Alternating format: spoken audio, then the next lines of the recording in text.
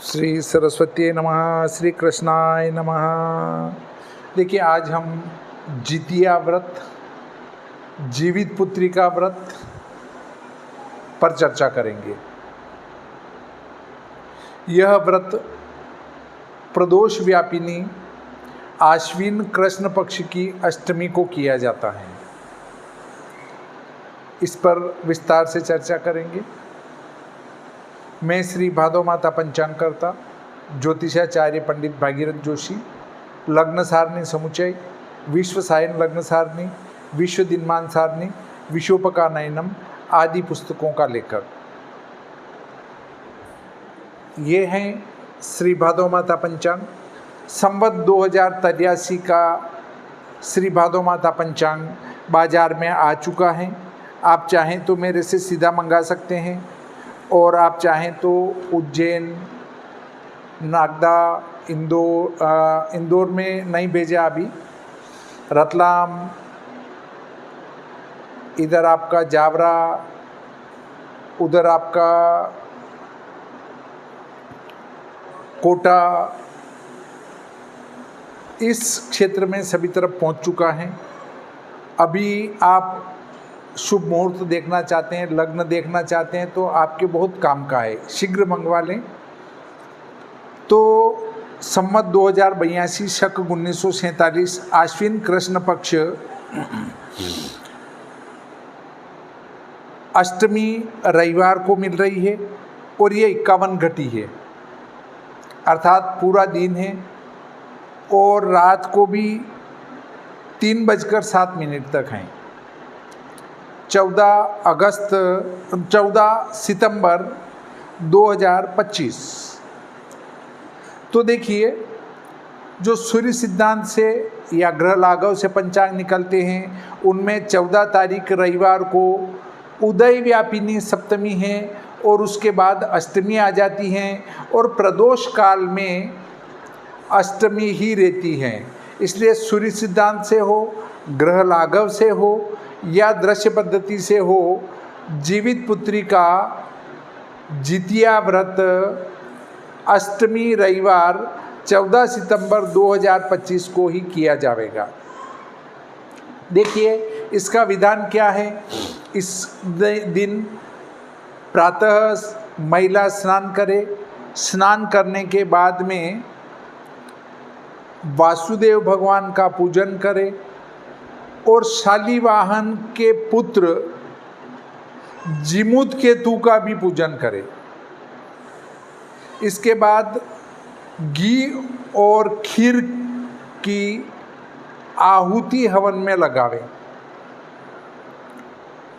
अगर आपके का अर्थ है माता बहन के, यदि पुत्र है तो उसकी आयु को बढ़ाने वाला ये व्रत होगा।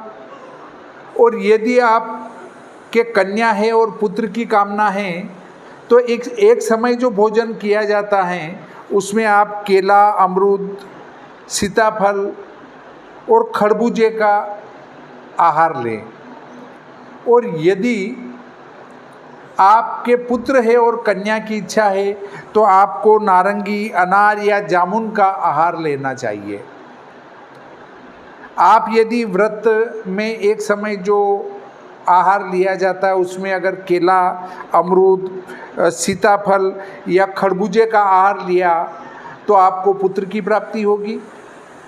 और यदि आपने नारंगी, अनार या जामुन का आहार लिया तो आपको कन्या संतान की प्राप्ति होगी। इसलिए आप इस प्रकार के आहार को लें। अब आपका प्रश्न उठता है कि यदि मेरे पुत्र और कन्या दोनों ही है तो क्या करूं? तो आप किसी भी एक वस्तु का, एक फल का आहार ग्रहण कर सकती हैं। इससे आपके पुत्र और कन्या दोनों की आयु लंबी होगी। अगर आपके पुत्र है और अब कन्या की इच्छा नहीं है तो आप पुत्र वाले आहार लें। पुत्र वाले आहार का अर्थ है केला, अमरूद और सीताफल, खरबूजे का आहार लें। यदि आपके कन्या है और फिर भी कन्या की अभिलाषा है तो नारंगी, अनार, जामुन का आहार ले। और उनकी रक्षा की अभिलाषा है, कन्या की रक्षा करना है तो नारंगी अनार जामुन का ही आहार लें, और पुत्र की रक्षा करना है तो पुत्र वाले आहार लें। इस प्रकार आपका पुत्र या पुत्री लंबी आयु और दीर्घायु प्राप्त करके दीर्घजीवी होंगे। और इस दिन शालिवाहन के पुत्र जीमूत केतु का और भगवान वासुदेव का पूजन करना चाहिए। ये अष्टमी प्रदोष काल व्यापिनी होना चाहिए।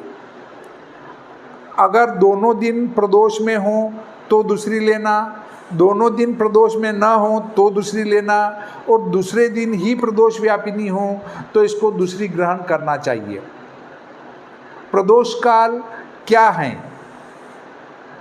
प्रदोष काल वो है कि आप अगले दिन के सूर्योदय में से आज का सूर्यास्त घटाएंगे, अर्थात नवमी के सूर्योदय में से अष्टमी का सूर्यास्त घटाएंगे और उसमें 15 का भाग देंगे तो एक मुहूर्त का मान होगा, एक मुहूर्त का मान प्राप्त होगा। इस एक मुहूर्त के मान में 3 का गुणा कर देंगे तो 3 मुहूर्त की समाप्ति आएगी। सूर्यास्त में ये 3 मुहूर्त की समाप्ति जोड़ने पर प्रदोष काल की समाप्ति आएगी। सूर्यास्त के साथ प्रदोष काल प्रारंभ होगा और इस योग के वहाँ जाकर प्रदोष काल की समाप्ति होगी। तो इस समय अगर अष्टमी है आपके यहाँ पर तो जितिया व्रत किया जाएगा, जीवित पुत्रिका का व्रत किया जाएगा। इस प्रकार मैं ईश्वर से कामना करता हूँ कि आपके पुत्र, आपकी पुत्री दीर्घायु हों। अगर आपके घर में संतान हैं तो भी आपको जितिया का व्रत अवश्य करना चाहिए ताकि वो दीर्घजीवी हों। और यदि आपको लिंग परिवर्तन करना है तो किस प्रकार का आहार लेना चाहिए, उससे आपके घर में पुत्र की प्राप्ति अवश्य होगी, ऐसी मैं ईश्वर से कामना करता हूँ। परंतु गारंटी किसी बात की नहीं लेता हूँ। जो शास्त्र में लिखा है वह बात मैं आपको बता रहा हूँ। इस प्रकार आज का ये प्रकरण यहीं समाप्त होता है। श्री सरस्वती नमः। श्री कृष्णाय नमः।